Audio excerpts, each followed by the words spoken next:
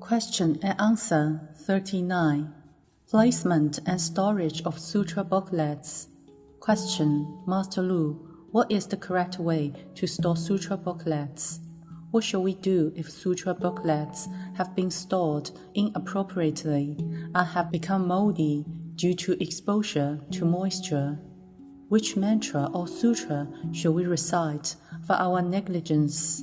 What shall we do about the damaged sutra booklets? Thank you. Answer. Strictly speaking, sutra booklets must not be stored in messy, untidy, or unclean places. They must not be handled with unclean hands, left open face down, stored in a location that is lower than your navel, or placed on chairs, etc.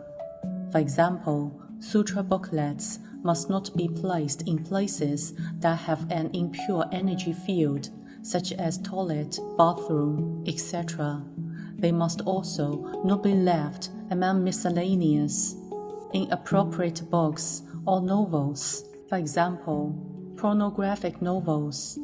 They are best stored horizontally, as some sutra booklets contain images of Buddhas or Bodhisattvas, and may attract foreign spirits to them when stored vertically. If the sutra booklets contain only texts and no images, there should be no issues with storing them vertically. If the sutra booklets have been exposed to moisture, then dry them in the sun if possible. If that is not possible, wrap them in red-colored materials, for example, red fabric, and then put them aside for at least 1 year before disposal.